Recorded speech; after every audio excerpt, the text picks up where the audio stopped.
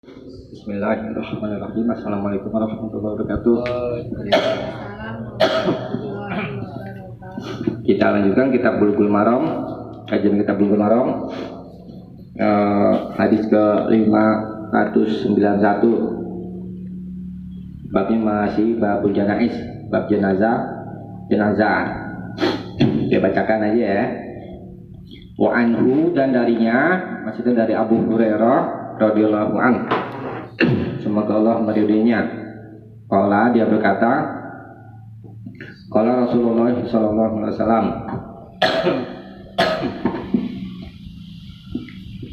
telah bersabda Rasulullah sallallahu alaihi wasallam, man syahidal janazata, siapa saja yang menyaksikan jenazah, hatta, sampai, yusalla alaiha, sampai dia disolati, falahu qiratun, maka dia mendapat satu qirat.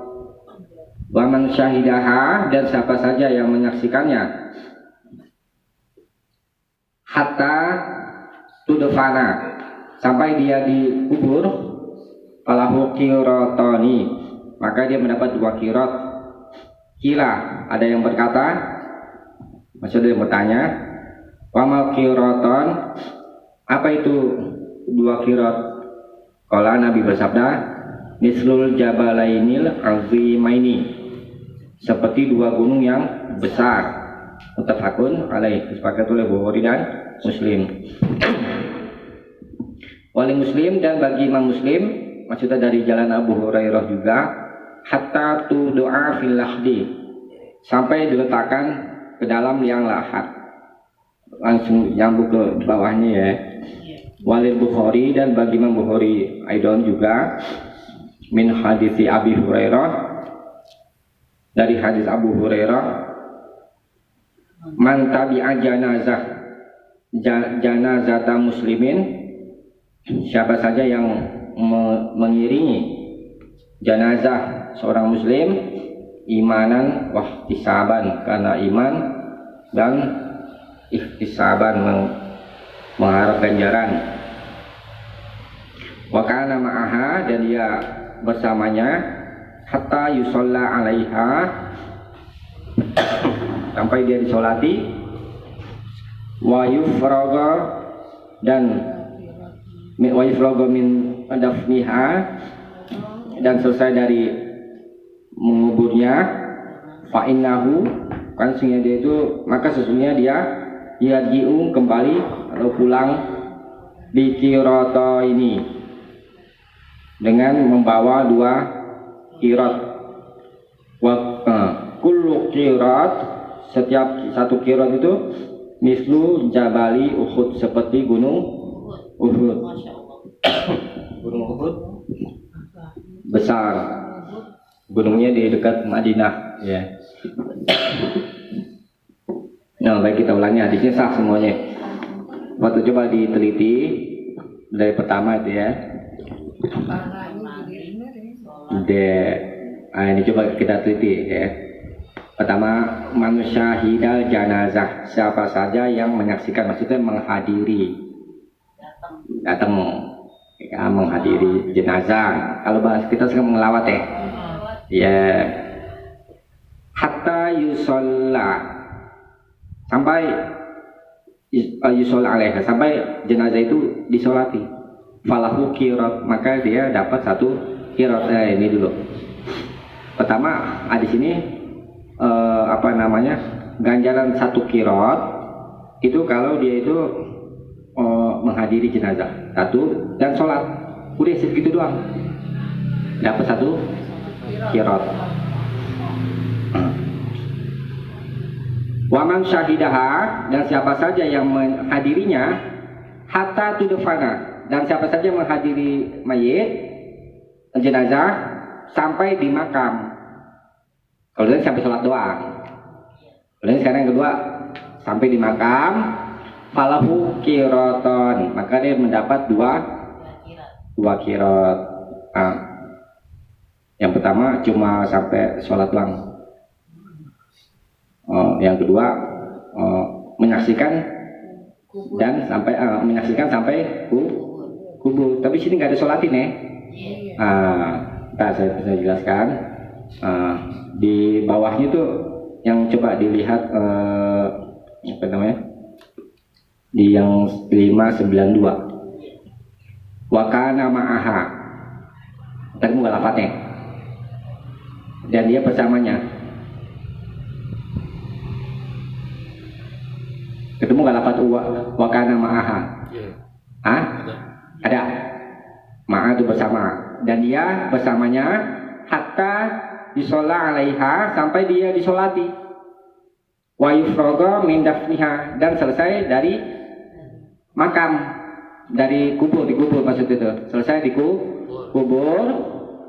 Fa innahu yaji'u bi qirataini, maka dia kembali, maksudnya pulang membawa 2 qirat. Nah, jadi yang di atas wa man syahidaha, dan siapa saja yang menghadirinya, hatta tudufana, ini diselingi sholat. Jadi bukan cuma menghadiri kemudian antar ke kubur kemudian sampai selesai di makam dapat 2 qirat, enggak.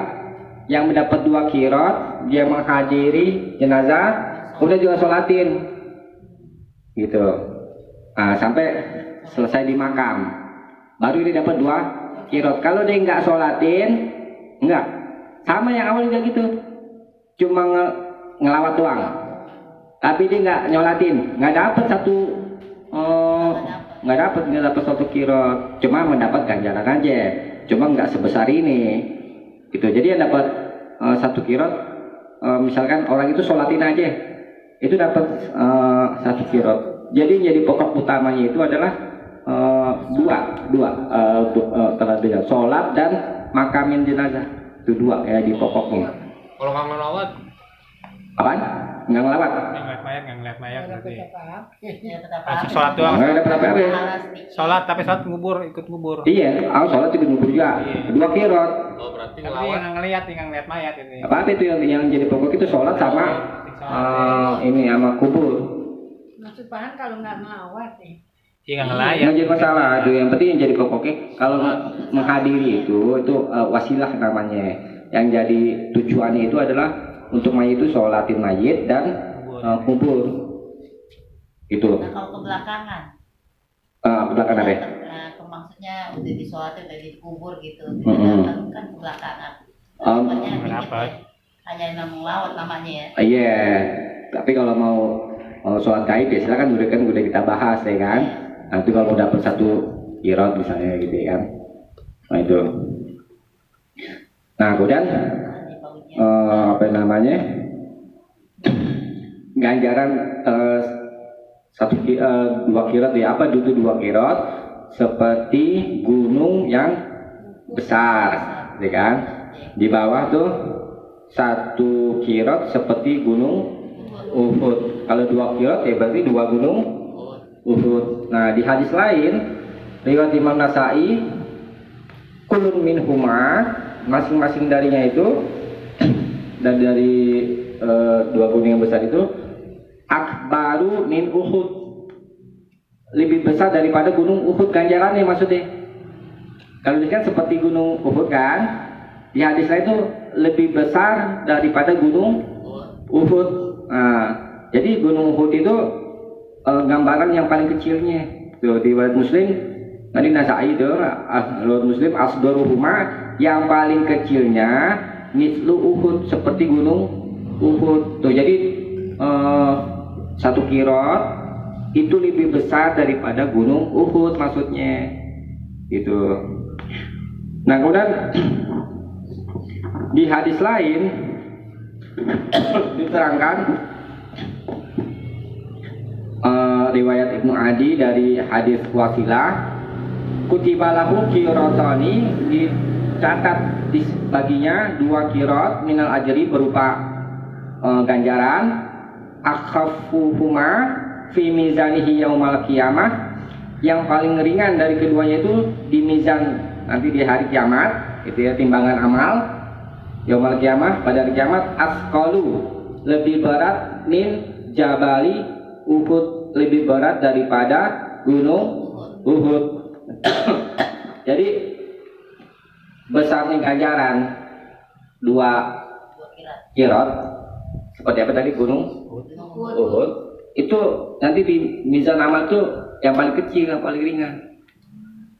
Yang paling ringan aja sebesar gunung Uhud, apalagi yang paling besar. Nah, dari sini menunjukkan bahwa besar keutamaan ganjarannya, ya, ngurusin jenazah dari awal sampai di makam, ya kan.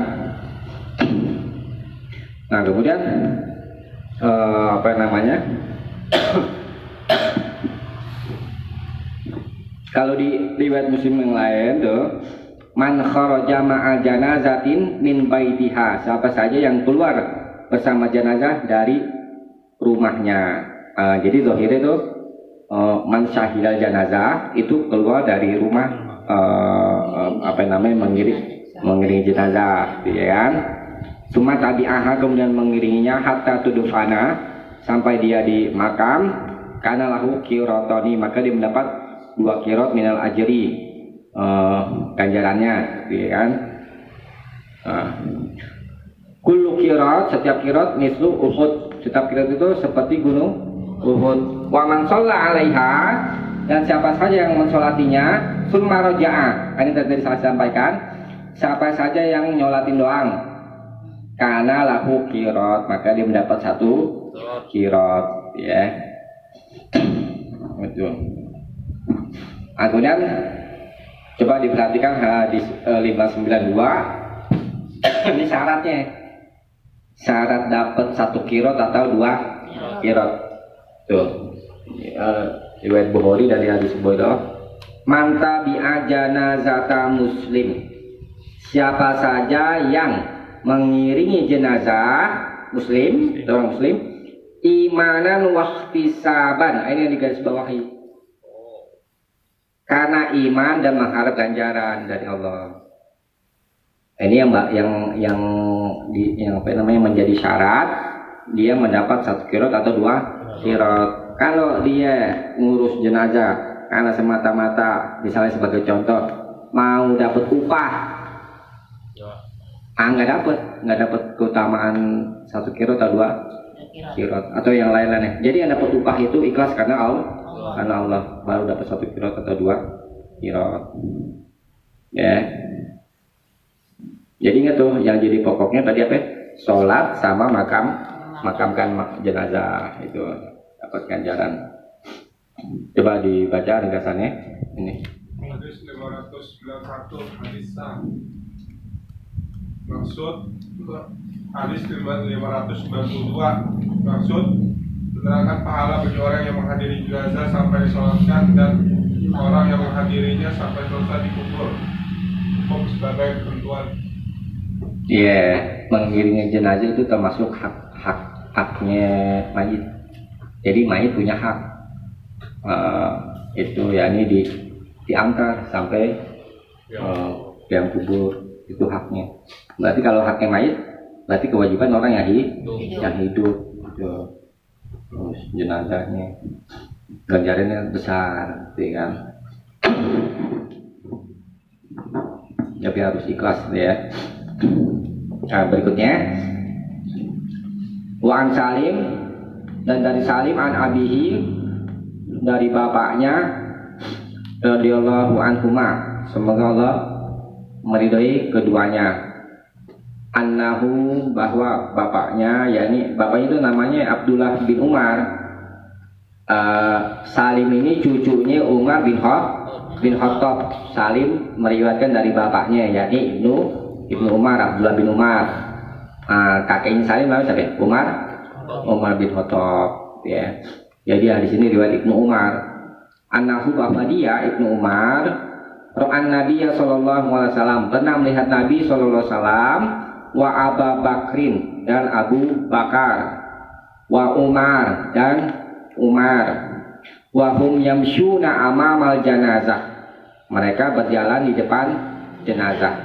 Rawahul khamsah, diriwayatkan oleh Imam yang 5, wa sahhahahu Ibnu Hibban, dan disahkan oleh Ibnu Hibban, wa a'allahun Nasa'i, dan Imam Nasa'i telah memandangnya cacat, wa ta'ifah, dan segolongan ulama bil irsal, dengan mursal. Maksudnya hadis ini ada cacat menurut Imam Nasai dan menurut satu golongan ulama hadis ini mursal, hadisnya tidak bisa dipakai.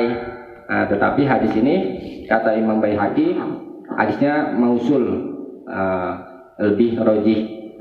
Jadi karena hadis ini dari riwayat Ibnu Uyainah dan dia orang sikoh yang sikoh dan hafid, menghafal hadis. Jadi hadisnya sudah bisa dipakai. Nah, maksud hadis ini menerangkan bahwa sunnah Nabi Abu Bakar dan Umar, ya kan? Kalau ngiringin jenazah jalan kaki. Kalau menurut hadis ini, jalan kakinya di mana? Pejalan kaki di mana tepatnya? Tuh, enggak itu amamal jenazah di depan. Kalau berdasarkan dari sini, pejalan kaki tidak di depan, ya kan? Nah, di hadis lain banyak pendapat ulama ya tentang masalah ini, pejalan kaki dia. Di hadis lain tuh diterangkan dari Mughirah, dari Syu'bah, dari Nabi sallallahu alaihi wasallam, qala ar-raqib khalfal janazah. Orang yang berkendaraan di belakang jenazah. Wal masyi amamaha, dan orang yang berjalan di depan jenazah.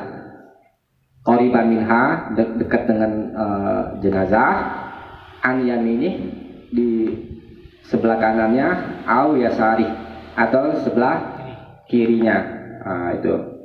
Tapi di hadis lain juga diterangkan al-masyi haitsu sya'a minha, menurut yang dia mau. Di mana aja kalau yang berjalan, mau di depan, sambil sebelah kanan atau sebelah kiri atau belakang, silakan. Tapi kalau untuk yang pengendara itu di belakang. Ini menurut yang dicontohkan oleh Nabi, ya kan? Naik onta. Kalau sekarang kita kan naik apa namanya? Mobil jenazah, nggak apa-apa gitu. Jadi, kalau di desa-desa jalan. Iya.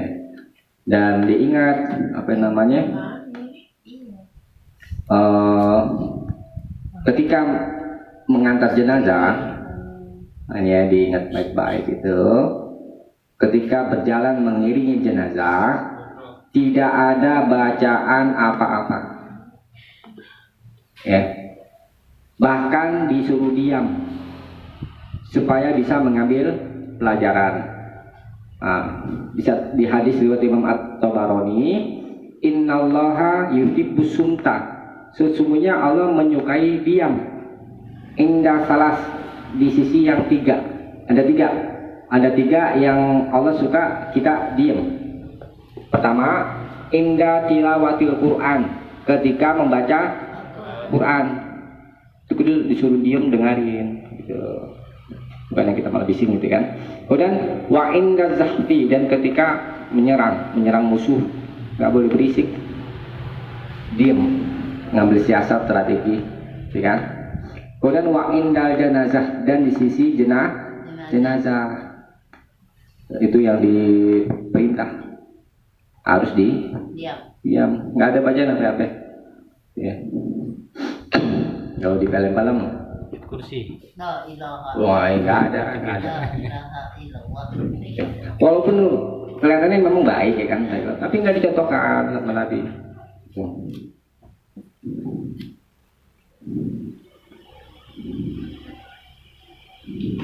Ya, itu bisa dipahami ya. Coba dibaca ringkasannya. Hadis 593, hadis boleh dipakai atau Sahih Al-Albani, maksud pengantar boleh berjalan di muka jenazah, hukum mubah. Ya, mubah. Berikutnya, wa'an Ummi Atiyah, dan dari Ummi Atiyah radhiyallahu anha, semoga Allah meridainya, qalat, dia berkata, nuhina, kami dilarang anit tiba'il janazah, dari mengiringi atau mengantar jenazah. Walam yu'zam alaina, tapi tidak diberatkan larangan itu atas kami. Muttafaqun alaih, disepakati oleh Bukhari dan Muslim. Nah ini kaum wanita nih mau ngikut ke kuburan, ngikut ngubur. Ini larangannya. Ummu Atiyah ini sahabat wanita yang biasa mandiin mayit. Kata Ummu Atiyah, kami di sini kaum wanita, maksudnya kami kaum wanita dilarang mengantar jenazah. Hukum masalah larangan apa ya? Haram. Tetapi ini lafaz yang memalingkan haram.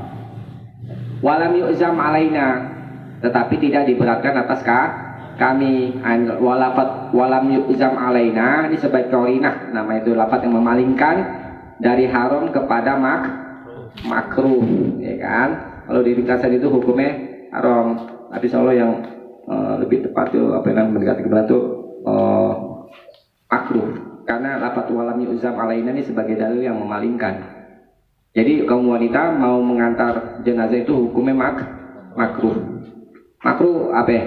Boleh. Kalau ditinggalkan dapat pahala. Kalau dikerjain nggak dosa. Mau dapat pahala apa ya? Enggak. Pahala ya, nggak pergi jadi. Begini, walaupun dimakruhkan, tapi diingat-ingat di hadis lain dari jalan Ibnu Umar, naha Rasulullah sallallahu alaihi wasallam, Rasulullah sallallahu alaihi wasallam melarang an tabi'a janazatan, bahwa kami mengiringi jenazah ma'aha, bersama jenazah itu ada ronah, ada wanita yang berteriak-teriak meratap. Nggak boleh kalau wanita yang kita pandang ini kayak nanti kalau di kuburan nangis teriak-teriak, ini nggak boleh. Lebih selamat itu ya, walaupun ada di hadis lain tuh. Jadi dari jalan Abu Hurairah, Rasulullah pernah mengantar jenazah, lalu Umar melihat seorang wanita, fasol habiha, lalu Umar meneriakinya. Wih, gitu deh bahasa kita aja deh, ngapain ikut gitu kan wanita itu. Tapi Nabi bersabda, biarkan dia, ya Umar. Tuh, biarkan dia ya Umar. Ini ya termasuk dari memalingkan dari haram kepada makruh. Ini kan wanita menghadiri kuburan, dibiarkan sama Nabi. Tetapi untuk yang wanita yang suka teriak-teriak menangis meratap, ini lebih baik nggak usah. Yang mau ikut kaum wanita yang maksudnya yang kuat nggak sampai menangis teriak-teriak. Nangis gitu sanksinya Haram, berdosa. Kan Rasulullah melarang kami mengiringi jenazah, bersamanya ada ronah, ada wanita yang berteriak-teriak. Itu kalau suka meratap itu nggak boleh, jangan diajak di rumah aja. Itu ya. Jadi kaum model juga semuanya kalau yang lebih baik itu nggak usah ikut sebenarnya. Nggak bisa kita berpahala kan? Itu. Ya tapi saya sampaikan ini hukumnya makruh bagi kaum wanita. Ada sebagian ulama berpendapat haram. Di ringkasan itu haram.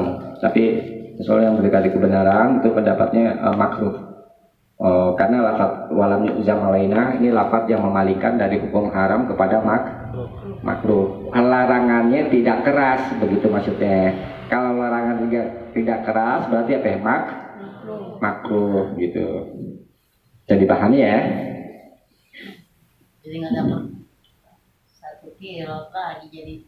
Iya. Sholatin aja. Kira berarti yang orang laki-laki ya. Iya, untuk laki-laki. Nah, untuk laki-laki itu disunahkan tuh gotong ini apa namanya? Kerada. Iya, kerada. Mau bergantian ya boleh, silakan. Kalau kuat udah sampai jalan suka ada yang tuh agam. ngambil lagi jalan ngelihat keranda gitu. Tidak ambil ganti. Ya. Enak dong jadi laki. Pahalanya juga. Iya, disuruh laki-laki. Sebenarnya kamu wanita bisa sampai sholatin aja. Sholat wanita boleh kan menyolatkan? Soleh, sholatin mayit. Iya, Iya, daripada enggak. sholatin yang utamanya itu. Coba dibaca nih kesan ini. Hadis 598, hadis 594, hadis sa, maksud melarang orang wanita mengiring jenazah, hukum haram. Ya itu menurut sebagian ya, menurut sebagian pendapat haram. Kita lanjutkan, ini satu lagi ya, satu hadis lagi. Nah, ini. Wa'an Abi Sa'id, dan dari Abu Sa'id, anna Rasulullah SAW qala, bahwa Rasulullah SAW bersabda, "Idza ra'aitumul janazah." Apabila kalian melihat jenazah, fakumu, maka berdirilah. Faman tabi'aha, lalu siapa saja yang mengiringinya, mengantar, fala yajlis hatta tudoa, maka janganlah dia duduk sampai dia diletakkan. Muttafaqun alaih, disepakati oleh Bukhari dan Muslim. Nah, hadis ini sah. Maksud dari sini menerangkan siapa saja ya, yang melihat jenazah. Jenazah ini umum, baik jenazah muslim ataukah kafir. Kita diperintah fakumu, diperintah berdiri. Nah, hukum masalah perintah wajib. Tetapi hadis ini, perintah ini sudah dipalingkan dengan hadis lain, yakni nggak ada tersebut di buku malam. Ini saya bacakan aja ya. Ani bin Sirin, dari Ibnu Sirin, anna janazah, bahwa ada satu jenazah marot bil Hasan, pernah melewati Hasan wa bin Abbas dan Ibnu Abbas. Faqamal Hasan, lalu Hasan berdiri. Walam yakum Ibnu Abbas, tapi Ibnu Abbas tidak berdiri. Faqala Al Hasan, lalu Al Hasan berkata li Ibnu Abbas, kepada Ibnu Abbas, ama qama Rasulullah SAW, bukankah Rasulullah SAW berdiri? Faqala, lalu Ibnu Abbas berkata, qama wa qa'ada, ya, Nabi pernah berdiri dan duduk. Ini riwayat Ahmad dan Imam Nasa'i. Jadi contoh dari Nabi, kata Ibnu Abbas, Nabi pernah berdiri kalau melihat jenazah dan duduk. Nah, ini sebagai dalil yang memalingkan perintah berdiri di hadis 595 fakumu. Ini perintahnya sunnah ya. Tuh, jadi kalau kita melihat jenazah, baik jenazah muslim atau kafir, kita disunahkan berdiri. Kenapa? Emang kita kenapa kok sampai jenazah kafir juga? Nabi pernah memang melewat ada satu jenazah orang Yahudi, Nabi berdiri. Itu untuk menghormati siapa ya? Bukan lil hakim nih, bagi semua hakim.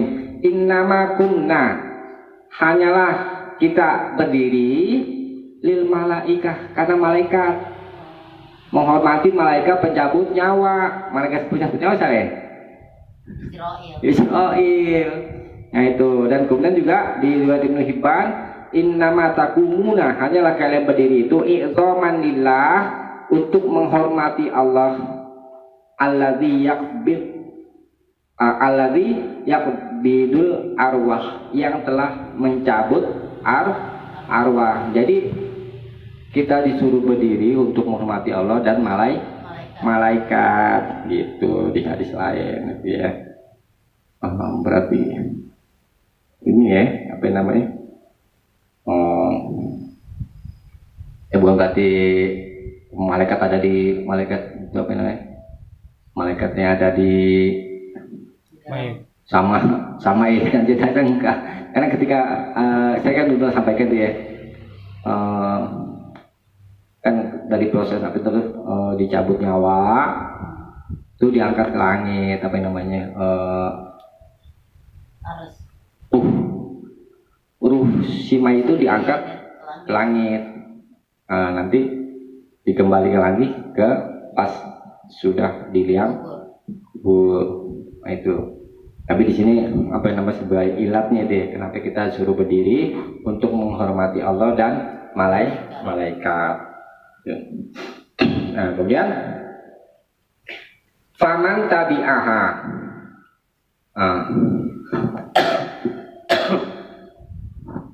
Jadi tadi idza ra'aitumul janazah faqumu. Zahir hadis ini tuh menerangkan yang disuruh berdiri orang yang melihat jenazah. Kalau yang mengiringi jenazah, ini faman tabi'aha hatta yajlis. Faman tabi'aha fala yajlis.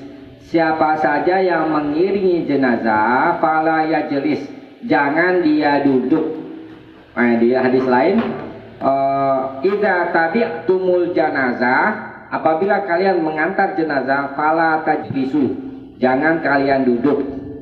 Nah, itu jadi yang mengantar jenazah juga sama, kena perintah berdiri. Sampai kapan?